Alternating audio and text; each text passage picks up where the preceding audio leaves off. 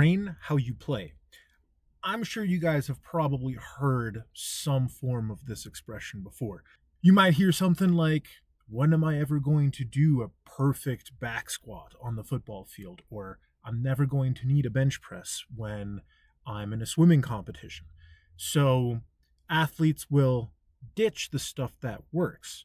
They will drop the barbell basics and replace it with some monstrous single leg Zercher lunge with band resistance because it transfers better to the sport.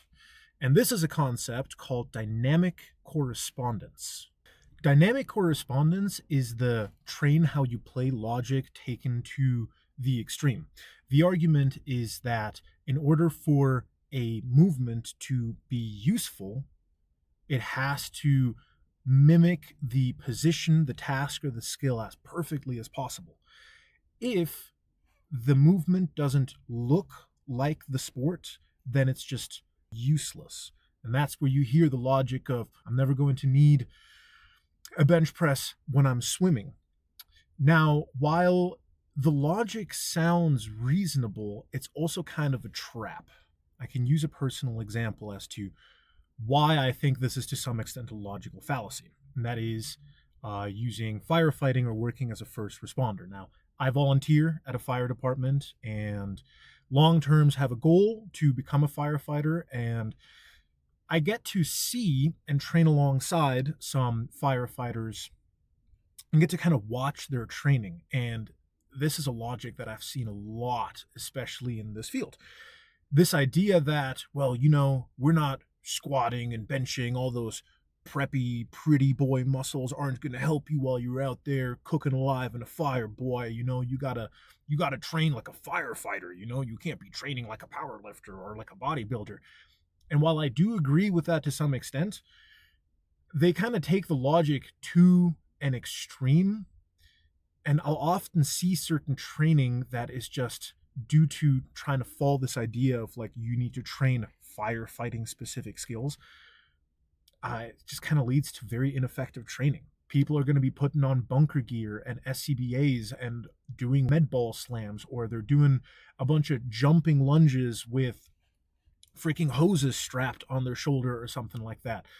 And this brings about the important distinction between job training and physical training. It's not that working with bunker gear or working while on air using an SCBA doesn't have its place, but this is a skill-specific training.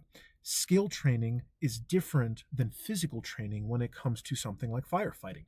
Let skill training be skill training and let physical training be physical training. When you're doing skill training, that's the stuff that is going to help you to become useful on a fire ground. That's practicing forced entry with certain tools. It's when you're doing dummy drags while wearing bunker gear and you have an oxygen tank and you're wearing 70 pounds of equipment running up a hill while carrying a simulated person. All those things are important. Dragging up a hose up flights of stairs, an important skill that you need to know when you're inside of a structural fire. But it shouldn't bleed into the strength and conditioning side of things. Strength and conditioning should look extremely simple in these situations. You need some strength training, you need some explosiveness training, and you need some form of conditioning. That's really what it boils down to. Instead of trying to do a dummy drag with a 300-pound dummy to super compensate as if you're trying to drag an extremely heavy person while you're wearing a 100-pound weight vest to simulate the SCBA, just do your squats, do your bench pressing, do your overhead pressing, do your explosive work, go do your cardio, go do some rucking, go do some zone 2 heart rate training, and then do your skill work on the side. When we are doing physical training, we are developing the engine. The entire point is that you're trying to swap out what's in the bay and upgrade it so that the entire vehicle becomes stronger. You have more horsepower. The actual skill training is getting behind the wheel and learning how to drive the beast. But using skill-specific work as your physical training, like trying to do forced entry training with a barbell, isn't actually going to make you stronger or more skilled. You're just diluting both things and doing both things really crappily instead of having your dedicated skill work and having your dedicated physical training. That does bring us to the question of how should we train? And I touched on that just a second ago, briefly. The best way that I think for the vast majority of people, and this includes people who work sedentary job, whether you're sitting behind a desk from a 9 to 5, or you're in the military, or you're a first responder, or you're a cop, whatever it might be, is basic, bare bone strength and conditioning training. Take the training that the best D1 athletes or professional athletes do and just apply that to your own schedule. And that is going to involve some degree of strength training, working primarily on the compound lifts with the goal of getting stronger. That's going to be your hinges, your deadlifts, your Romanian deadlifts, your squats, bench press. It's going to be your overhead press. It's going to be your rows. It's going to be your pull-ups. Take the big meat builders, prioritize those, get stronger in them.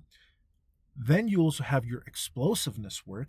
You're going to want to do some form of Olympic lifting. You're going to want to do some form of sprinting, track and field, plyometrics, jump training, jump roping, something that is going to make you twitchy, something that's going to make you fast. Olympic lifting probably is the best option for this one, in my opinion, but it is also extremely demanding from a skill standpoint. And there's a lot of other ways that you can do it.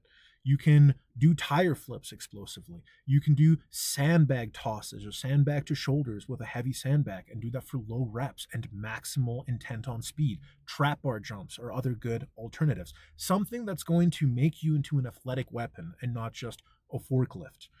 And then do your cardio. It's like 2 times a week, take 30 to 45 minutes and do something that's easy, that's light, it's going to help you recover, and it's going to make your heart stronger so that you can become stronger and become more explosive. It's a very simple and basic formula that is applicable across the board, and you can adjust how much strength work, how much explosiveness work you want to prioritize depending on what goals you're pursuing or what specific skills you need to be able to do. So instead of getting into this whole, man, as a firefighter, you need firefighting specific training, or like as an accountant, you need accountant specific training. You need max spinal flexion isometric so that you can shrimp on a desk as best as possible. Just go out and get stronger, get more explosive, and develop basic freaking conditioning that allows you to walk up a couple flight of stairs without gassing out completely. That's the basic primary formula to just becoming a more useful, healthy human being. And people that will try to sell you on the dynamic correspondence or train how you play, so you need to be super specific and you need like the perfect exercise selection for specifically your skills and weaknesses, are usually people that I say you shouldn't listen to. If someone's trying to overcomplicate something as simple as getting stronger, they're probably trying to sell you something, because selling simple, basic, hard training is a lot harder than selling the flashy new revolutionary technique that is going to save your marriage or whatever it is. So yeah, train like a freaking strength and conditioning athlete. Do the best that you can. Practice the skills that you need for your job or whatever hobby you have. Try to get stronger. Try to get more explosive. Work on your heart health. That's it.